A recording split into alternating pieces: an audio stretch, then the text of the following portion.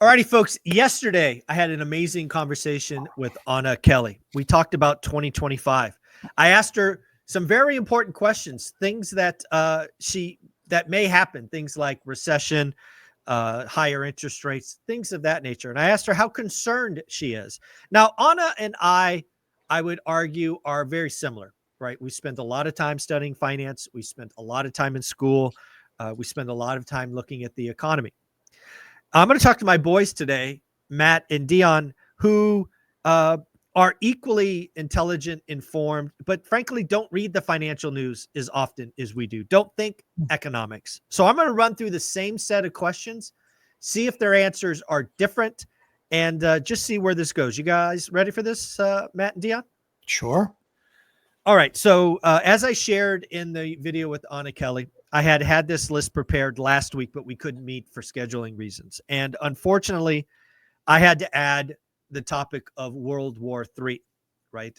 In the last 72 hours or so, there's been some change in long-range missiles. We've had some lowering of threats of nuclear war, a lot of saber rattling. But I'm just curious, how concerned, if at all, are you gentlemen about World War III? Matt, we'll go to you first. Yes, of course. Now, you've got. Go ahead. I was going to say, are you always concerned about it, or has something changed in the last, let's call it 3, 4, 5 days? I think in the next 60 days, I'm far more concerned with it, or 45 days, I'm far more concerned with it, because if they're going to act, now's the time to do it. The administration that's been in place is completely proven to be a bunch of, wallflower losers that don't know how to do anything of value. And quite frankly, if I put myself in our enemy's shoes, now is exactly the right time, because, what's going to actually happen. What's really interesting, and I thought what was really quite telling, that I think kind of, if the brain on the woke side wasn't blown up enough, it certainly was after the first 48 hours of Trump being elected, which was all the shifts that you saw in the market. Everybody all of a sudden getting a whole lot more willing to talk to the U.S., want to talk to the U.S., have pro-U.S. policy in many cases. So it'll be interesting to see it unfold. Obviously, I hope it doesn't happen. But, I've been watching Iran with, potential nuclear capabilities. I've been following that for about 20 years. They are a lot closer than any real normal person thinks they are. And people are deluding themselves if they think that that's just a pile of sand in a desert. It is not. It is not. Gotcha. So you're more concerned. Again, we do have an administration that is on the way out. Yep. They will be, doing what they do until inauguration. Dion, you actually served. Of the three of us, you're the only one that served. You were in the Marines. I'm just curious, does the concept of World War III even enter your realm of possibilities? Nope. Yeah. So, and it isn't because I don't think it could happen. It's because I wouldn't waste a second of my mental process on something I don't have control of. Right. Okay. So I'm prepared for months of no power, no water, no ability to go to a store, right? MREs, ammunition, water purification. That's for weather. It would be just as prepared. And if it comes to actual world falls apart, bunch of nukes go off, you don't have to be prepared to last forever. You just have to be prepared enough to take the stuff from the person who got prepared forever. That's the way I look at that. So once I've accomplished that, I don't think about it. Got it. Okay. All right. Dion believes in that he doesn't have to outrun you. He doesn't have to outrun the bear. He only has just to outrun you. I love that. Well, again, let's close on this. Again, let's put good karma out there. Hopefully this is just a bunch of saber rattling. I really hope that the world sees 4 years of peace in these two conflicts get resolved very quickly. The China-Taiwan one just doesn't happen. And we just have a lot more peace the next 4 years. That would be a good thing. I think everybody would agree with that. All right, now let's get to the big list. Let's talk about inflation 2.0. One of the things, again, as a study of history, as somebody who's produced a 54-year spreadsheet all the way back to 1970, I am particularly concerned about the early 80s, where we had high inflation. We thought we beat it, and it came back nastier than the first time. Again, you've often heard that history rhymes. So one of the things that I am on the lookout for is a second bout of inflation. Dion, we're going to go to you first this time. Do you think about that? Are you watching that? Are you concerned about that at all? So, to try to say this and not seem like another selfish individual who will just shoot my friend in the leg so I can outrun him easier. I don't want there to be inflation, right? That's kind of why I leaned the way that I did in the voting polls, right? Mm-hmm.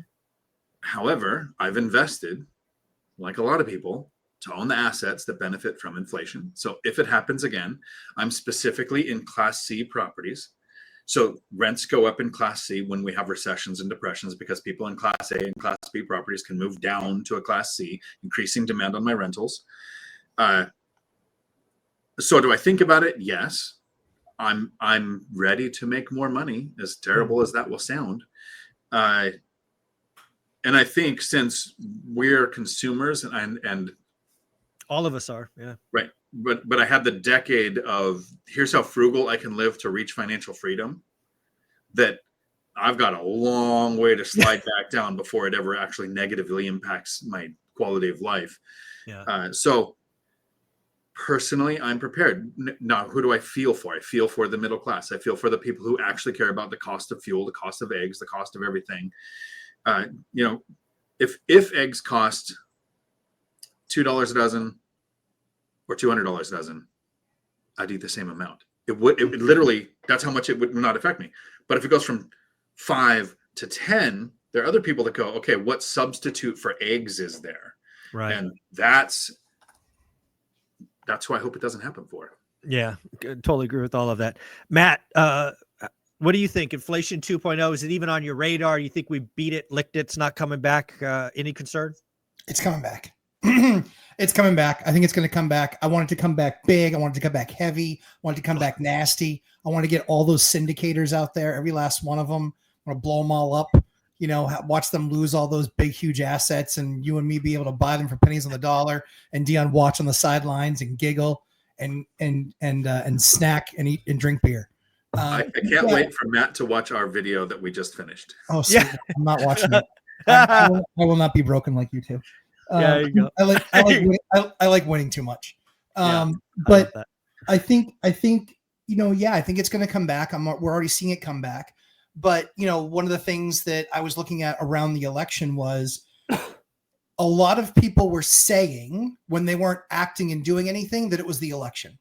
And so what all three of us know one thing is empirically true. People, what they think and what they do rarely align with what they say. Yeah. And so that's what we know. So what I've been watching basically the last couple of weeks has behavior changed? And for me and in my market, behavior has absolutely changed. We went from the 2 or 3 weeks before the election, we saw like 3 showings on 2 houses. And the 2 weeks following, we've had 15. Yeah, Beth just put out a video. She says it was night and day. I mean, on the demand side. Yeah, on the demand side, night and day. And then the same thing for rental units. We saw that we had, and it was the bottom of the barrel. It was like the Dion eviction special tenants, where he's just like, I just sensed it with the email coming in that I couldn't even talk to them.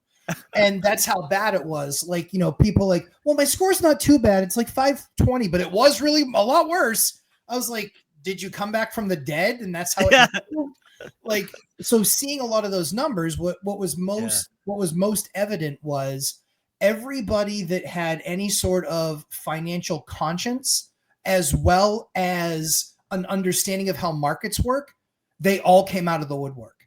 Because now we've had, I don't know, it's like 700 or 800% increase in requests in just the last 2 weeks. So these units are now going to get rented in a really bad time in December. Yeah, crazy, right? Yeah, they're going to get rented.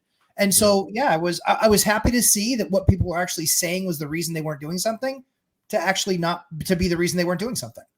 Yeah, it's really funny because I've asked now well over a dozen agents, and they all talked about crickets and tumbleweeds the 3 or 4 weeks pre-election, and all of them are like, dude, 4, 5, 6, 800% increase in Yeah. demand. Interestingly enough, the supply side not coming. They haven't seen the subsequent new supply. All of those people are like, next year. Rates went back over 7. Yeah, next year. That's why. Yeah. Move up buyers not coming. Yeah, all of that. All right. All right. So I asked Anna this, and we'll go to Matt for this because he's the one who thinks it's coming back. When you say inflation's coming back, I'm going to say 4.5%. Are you think it comes back over or under that in 2025? I don't think it's going to be that for the whole year. I think the first couple quarters of 2025 are going to be gross. Like, so I think we could hit that early. Okay. Yeah, I think the first couple quarters of next year are going to be nasty because it's going to take Trump and his administration that much time to start rolling stuff out. Oh yeah, and they're going to have to see exactly how gross and bad it is. But I mean, you saw like Target's earnings this morning. Ouch! Woo! Ouch! I mean, Nasty. That's not a miss. That's I drove to the wrong state. Like they missed by so much, So thankfully, CNBC is part of my 3 hours of my morning every morning.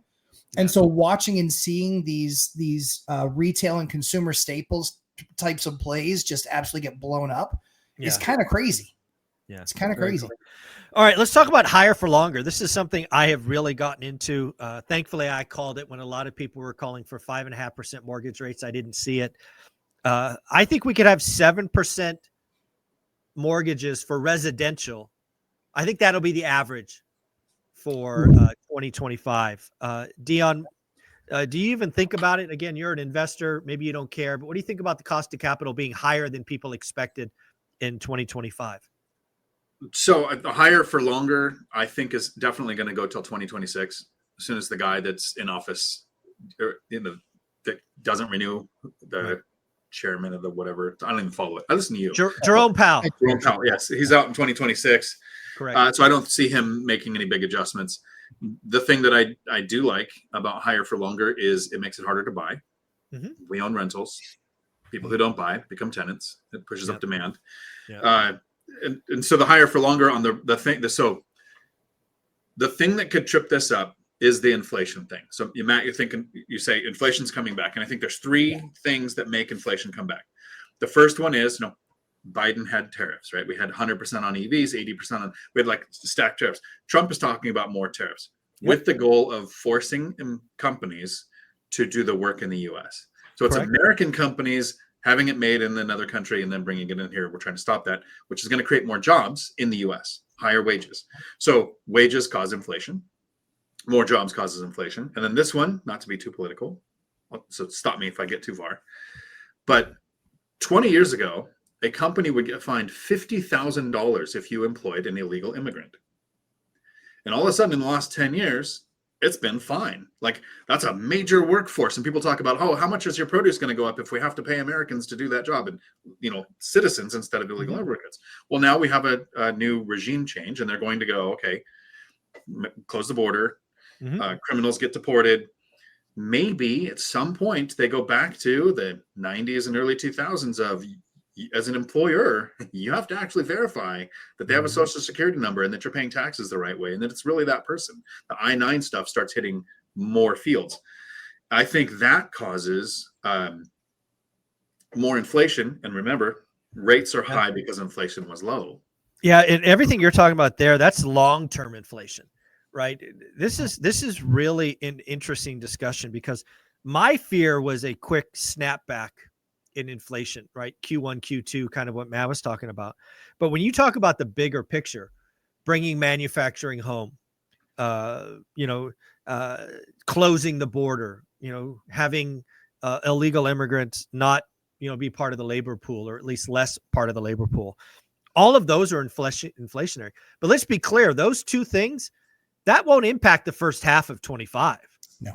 That'll be a 26, 27. So what I hear you guys saying is we could, and again, I think Joseph Wang, the Fed guy, is going to agree with you. We could have a structural higher inflation environment for years.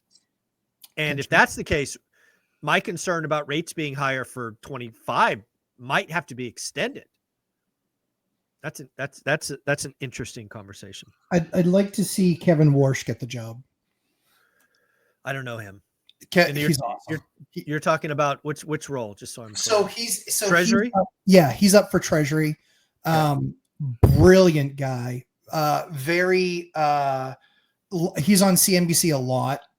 He's on CNBC a lot. But Kevin. What was his name again? Kevin Warsh. Okay. Warsh. Kevin Warsh. Sure. Right. Very practical. Very unemotional about things. Really understands the push and pull. Really understands tariffs. I think he's probably one of the leaders. I'd like to see he wasn't a big, his entire career wasn't spent on Wall Street, so I think that he'd be really key in being able to bring inflation down, but bring it down in a meaningful way where it's kind of like where rubber meets the road. Right. From a car perspective, a lot of times guys are like, I've got 10,000 horsepower in my car. Doesn't matter if you can't get the rubber to the pavement. Doesn't matter. Right. You got to make traction.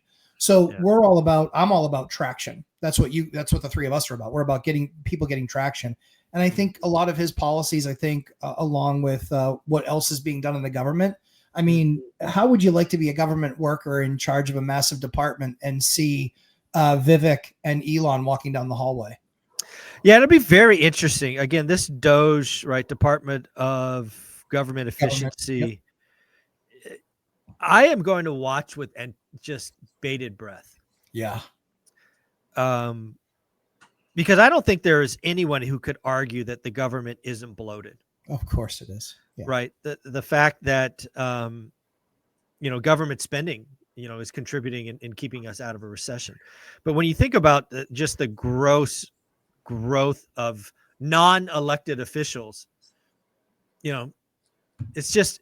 going to be interesting to watch. And I mean, there could be a lot of unemployment, right? Yeah. I mean, it could be hundreds of thousands. I mean, I don't know what it's going to be, but it could be, right? So that'll be interesting. Well, let's talk about this again. This is a concern I've had for a while, and I'm going to call it banking crisis 2.0. Right. We had some spectacular blowups a couple of years ago because the Treasury, right? They had bonds that they had to mark to market, right? Silicon Valley Bank, First Republic, on, Signature Bank, things like that. We've only had 2 or 3 small bank failures this year because of extended pretend and some other slight tweaks. I don't know that this continue, especially if we have higher rates for longer. I think there is a come to Jesus moment in the commercial banking area, the small banks, that's going to force consolidations, cause failures. Dion, do you think about a banking crisis at all? So, yeah, I think Matt makes a really good point with higher rates impacting syndications. Yeah. And then I can go down a quick logic chain of apartment complexes in cities aren't going to perform very well. So people are going to say rents are coming down. Well, they're not outside the city and they're not in apartment buildings. And so a lot of commercial loans are on apartment buildings. They were starting in 21 when rates were low before they jumped up. It was on builds for apartments that are finishing now, that are refinancing into tripled the rates. So you have commercial loans resetting in higher rates. You have syndications where rents are softening in the asset class that they were attacking 2 or 3 years ago. And so I think there's a lot of banks that if that's where their money is, first you've got the LPs lose the money, then the GP, equity gone. Yep. So equity's gone. Then it hits where they start taking reduction. Yep. Reduction in what the lenders actually physically had lent out in the deal. That's the next step. So I'm with Matt. I think that the rates definitely hit the banks next. Yeah. So Matt, you and I have been through this, right? Investing. One of the things about a banking crisis that most people don't realize is banks will simply exit the lending market, right? When they get in the my balance sheet is impaired. Yep. You think lending's hard now. Wait for that environment, right? Yeah, most people have just absolutely no clue. They're just like, I'm going to buy when the rates are low. You're not going to qualify. There aren't going to be banks that want to give you money, dummy. We've seen it. We've seen it a lot. We lived it, and that's where you better have private money lined up. And then Guess what happens to private hard money when when they know you can't get it from banks? Does it get cheaper or does it get more expensive? It gets more expensive, which means the deals don't work even more. So yeah, people better be preparing now. The issue that you're going to see, and this is typically what you're going to find, is banks don't say we're not lending. Banks start giving out crazy rates. Then after they start giving out crazy rates, then they start shutting off your home equity lines, and then they start reducing your credit card limits. So this is the cascade that you should be watching for, which is 1, higher rates for mortgages. 2, they actually look at it and they go, oh, hey, you know what? Yeah, we're going to pull your home equity line of credit because it looks on our paper and reserve list just like a mortgage does, but so it makes it an unperforming mortgage. So that's going to go away. The third thing is, yeah, your credit card rates, those rates are going to go up. You're going to see, 12s and 13s up to 18 and 18s to 23 and 23s to 28% APRs. And then you're going to see you're going to see a reduction in your credit limit. And then at that point, and then they move to no. Then they move to, we're not lending out of that division anymore. Yeah. And again, the other thing they're going to do is they're going to say yes, but they're going to make it so painful. Oh yeah. That you eventually just leave. Right. Again, I've been there. All right. So let's talk about this one again. I'll ask this one first. Are either of you really concerned about a Great Depression 2.0 in 2025? Yes, no. Yeah, me neither. All right. So let's take that off the table. The only Great Depression I expect is people that voted one way 2 weeks ago. We expect that still to stay in place. How about a recession, right? Again, I've been wrong. I think I've called a recession a couple of times over the last couple of years and clearly have been wrong.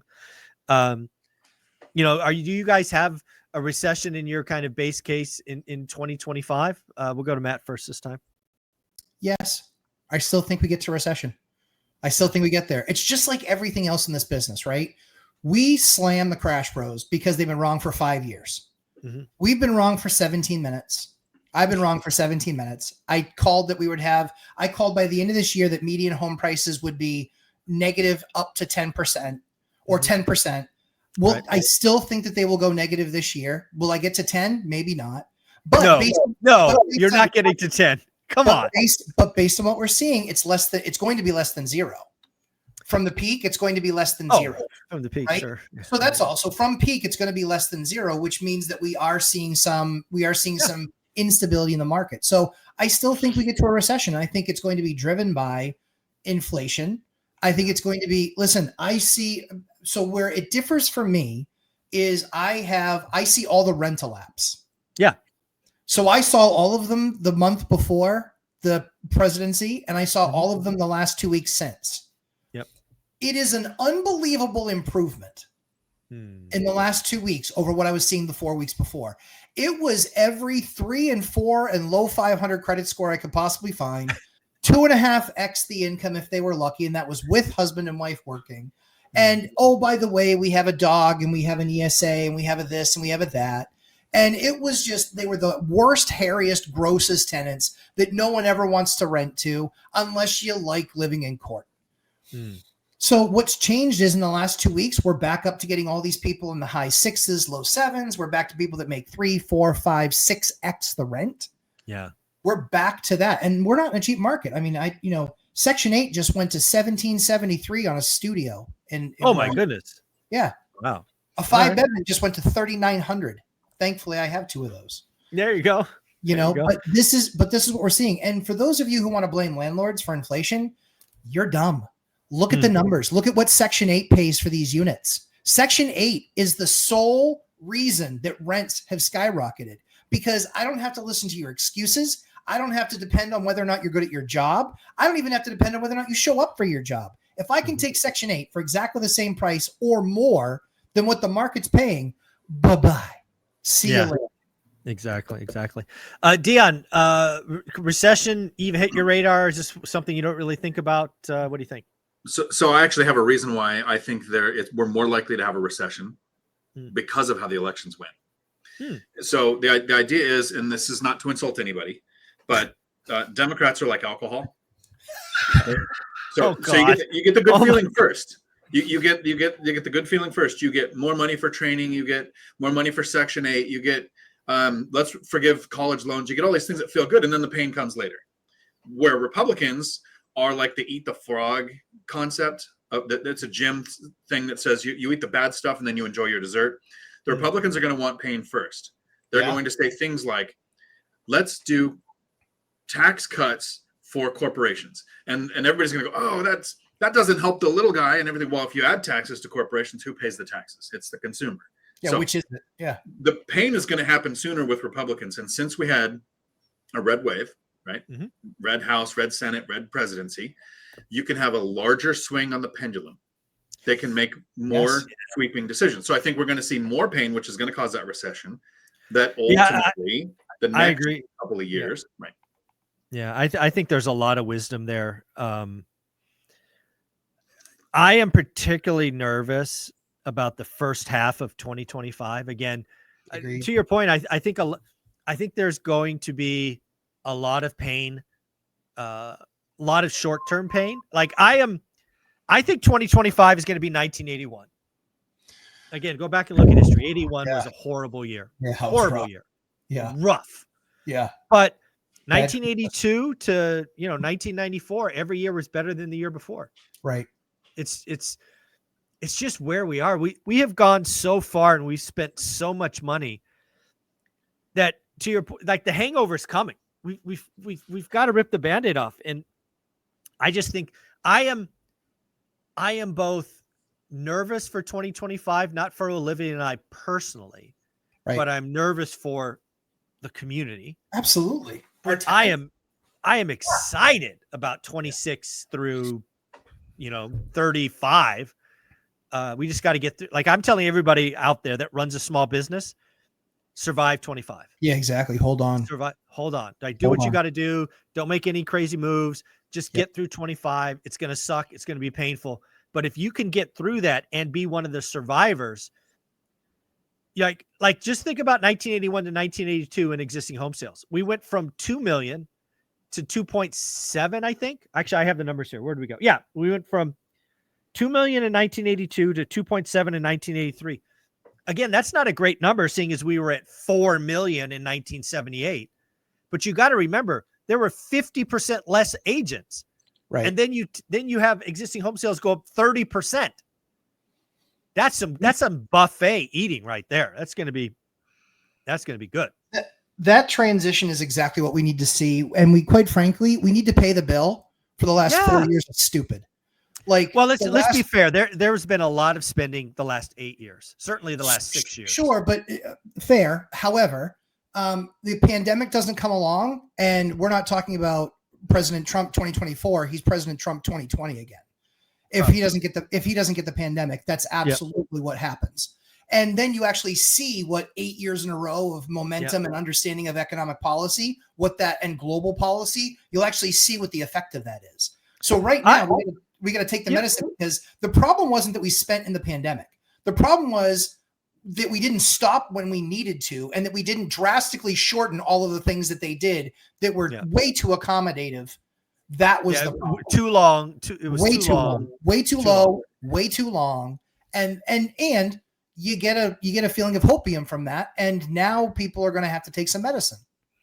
Yeah, it'll be interesting. And then just the last one, given that we were all executives, is there any concern in 25? Let's not talk long term. Let's just talk 2025. That AI gets to a level that is significantly disruptive in the white collar ranks, and we see a disproportionate collapse of white collar workers. Do you think that could happen as soon as 2025, or is that a longer term maybe concern? Matt? Already here. Really? So, Yep. Look at ServiceNow. ServiceNow has their own AI platforms. Salesforce has their own AI platforms. All these guys have labs. There's 5 large language models out there that we know of. This is the world I came from. I sold RPA and AI for 17 years. So it's already here. The thing that people miss is it's not about the job losses. It's about the lack of job creation. Okay. What I saw in the businesses that I worked with, we wouldn't go in there and say, "Hey, great news! You can fire 20% of your staff." That's not what we ever said, because no executive was like, "Oh, really? I get to fire 20% of my staff?" No. What we No. get to say is you get to stem hiring. Yeah. And so Delay, we had organizations that went from $1 billion in management to $2 billion in management over a 4-year period and hire this many people. Yeah. That's Okay. doubling in size. Yeah. A few year period. And they needed not one more employee. That's going to be more what you see, which is people are going to be out of work, but out of work for longer. Yeah, that's the big concern I have. Again, very much like the early 80s is duration is going to be a problem. That's going to be Dion, the issue. So Dion, what do you think? AI going to cause significant disruption in 2025 with employment? You know how every now and then I say things just to make more people not like me? I'm going to say this very clear because my mom said, if you don't have something nice to say, speak clearly. It can't happen fast enough. It's true. And this is probably a holdover from my dad. My dad was a tree worker, physical work. He understood excavation. He understood logging. He understood anything you do with your hands, plumbing, electrician, totally respect him. If you found out somebody worked in the mortgage industry or as a banker, they were the enemy. So that might be something in my subconscious that's coming from my dad. But AI is disrupting, I don't know how to say it any other way, jobs that shouldn't exist, right? People can go, oh, I'm a coder. I can code. So I have a unique skill. Well, what does a coder do, right? Makes websites function. As soon as we don't need that, then that is people who can work in productive jobs. We are a long ways away from an AI bot coming out and fixing a plumbing leak at your house. Oh yeah. Building your foundation. I mean, even we're getting that 3D printed house stuff out. That's, years from it being kind of mainstream. Right. So I'm sorry for the people AI disrupts, but I also feel this way with employees. You go into a McDonald's, right? Not that, Matt, I know you and me go into McDonald's. I don't know, Zuber, have you been to a McDonald's ever? Oh yeah. Ever? Sure. Yeah. All right. So at some point you went in there and you go in and you have an employee who's complaining about overtime, who can get injured and file a claim, and everyone complains they're not paying them enough. So they put in kiosks. Right. And your prices still go up because you have the initial cost of putting in the kiosk. But you have the benefit as the consumer to the kiosk being there, the benefit of the consumer to having AI start coding, where the average person can open up an app now, make a website. You don't have to go pay $3,000 to have somebody sit down for an afternoon to put your website together. And that's just one aspect of it. So I'm all for it to the point where, in case AI is listening, I've supported you the whole time. Yeah. When they take over everything, that's not going to be good. Yeah. Well, guys, thank you for being here. Thank you for running through this list. Again, very different than our conversation with Anna Kelly, which is what I expected, wanted. The audience, I'm sure, will benefit from. Dion, they can find you at Dion Talk Financial Freedom, right? Yes. Every Tuesday, 4 p.m. Pacific, do live streams that last as long as the questions do. That's amazing. And then the Lumberjack Landlord. Yes. Correct? Thursday nights, 9 p.m. Be there or don't know as much as you could about how to maintain your most valuable assets. And that is 9 p.m. Eastern, folks. Yes, Eastern. 9 p.m. Eastern time. Yes. You guys are amazing. Thanks again. Thanks, Mike. Ciao.